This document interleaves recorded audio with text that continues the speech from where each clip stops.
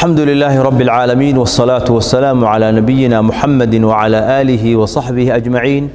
وحان ربا إن لو وداغو ضمان مسلمين تميل كستو أي جوغان فرحدا بشا بركيسان إن صوها ريسي إن عاو جوغنو هبينكي وجوه الريي بشا بركيسان إلهي سبحانه وتعالى هين وافتشيو إلهينا هين أقبلو dad badan bay ku soo beeganta iyagoo xanuunsan oo jiran Ilaahay ha caafiyo caafimaad degdeg Allah ha siiyo dad badanna iyagoo qaflad ku sugan ayay bishii soo haraysay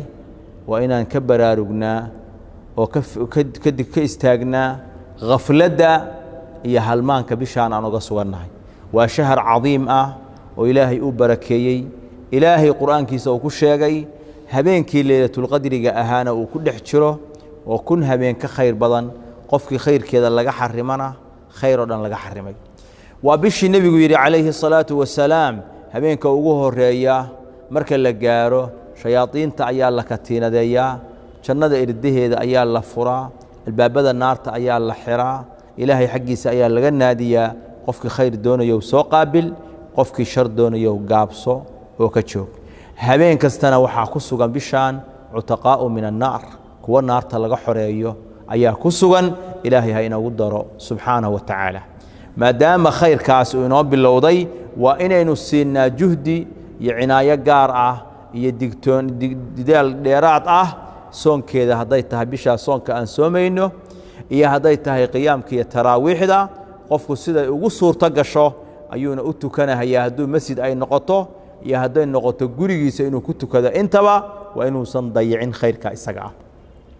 sidoo kale qofku waa inuu ku dadaalaa it'aam at'aam dadka inuu qoodiyo masaakiinta uu qoodiyo waa inuu qofku ku dadaalaa oo qaraabadiisa iyo dariska iyo saaxiibada kuwada fuqarada oo dhibaataysan si gooni ah waa inuu xil iskaga saaraa kadalika waxa weeyaan qofka sooman asagana waa in lagu dadaalaa afurintiisa oo nabigu yiri calayhi salaatu wassalaam man fattara saa'iman kana lahu mithlu ajri qof sooman qofkii afuriya wuxuu leeyahay ajarkiisa oo kale ayuu leeyahay khayrkaas weyn oo ina soo hareeyay oo ina caawi awwal layla min ramadaan aynu joogno ayaa waxa weeyaan farxadda uu leeyahay ayaan jeclahay inaan la qaybsado muslimiintu meel walba ay joogaan ilaahayna ha inoogu aqbalo caafimaadna ilaahay ha inoogu siiyo cudurka adduunka saameynta weyn ku yeeshana ilaahay waxaan ka baryaynaa fadliga iyo raxmadiisa iyo waxa weeyaan awoodiisa ilaahay subxaanahu wa ta'ala inuu inooga qaado